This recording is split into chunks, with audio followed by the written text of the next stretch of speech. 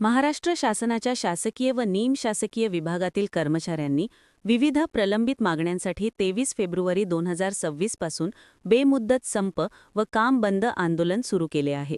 या आंदोलनात जलसंपदा विभाग, सार्वजनिक बांधकाम विभाग, जिल्हा परिषद, जलसंधारण विभाग, आरोग्य विभाग तसेच इतर विभागांतील कर्मचारी सहभागी झाले आहेत. जय महाराष्ट्र संघटनेतर्फे लिपिक संवर्गातील कर्मचाऱ्यांच्या वेतनातील त्रुटी 4थ्या आयोगानुसार दूर कराव्यात, जुनी पेन्शन योजना जशीच्या तशी सर्वांना लागू करावी, पदोन्नतीतील साखळ्या कमी करून पदनाम बदल करावा आदी प्रमुख मागण्यांसाठी आंदोलन छेडण्यात आले आहे. यापूर्वी 16 ते 20 फेब्रुवारी दरम्यान असहकार व काम बंद आंदोलन करण्यात आले होते. कर्मचारी कार्यालयात उपस्थित राहून रजिस्टरवर स्वाक्षरी करत काळ्या फिती बांधून निषेध नोंदवत होते. मात्र शासनाकडून मागण्यांवर सकारात्मक निर्णय न झाल्याने पूर्वसूचनेनुसार 23 फेब्रुवारीपासून बेमुदत संपाची हाक देण्यात आली आहे. संघटनेने 12 फेब्रुवारी 2026 रोजी शासन स्तरावर निवेदन सादर केले होते.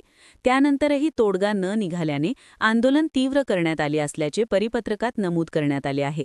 या आंदोलनात अमरावती जिल्हाध्यक्ष सूरज चावरे, उपाध्यक्ष सागर तायडे, राज्य सदस्य सचिन भालेकर, जिल्हा पालक अध्यक्ष प्रणय त्रिपाठी, जिल्हा महिला अध्यक्षा श्रीमती नीता गोरटे, सचिव पांडुरंग शिंगाडे, सहसचिव संतोष हाडसे, मुख्य सल्लागार निलेश धाकडे, समन्वयक सुधीर लाडझरे तसेच गोपाळ देशपांडे, अतुल मारोडकर, श्रीमती अश्विनी ढोक, पल्लवी सुरजुसे, श्रीमती दर्शना धानोरकर व सर्व महिला समन्वयक तसेच तालुका अध्यक्ष मोठ्या संख्येने सहभागी झाले आहेत.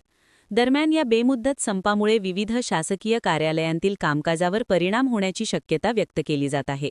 शासन व संघटना यांच्यात लवकरच सकारात्मक चर्चा होऊन तोडगा निघावा अशी अपेक्षा व्यक्त केली जात आहे.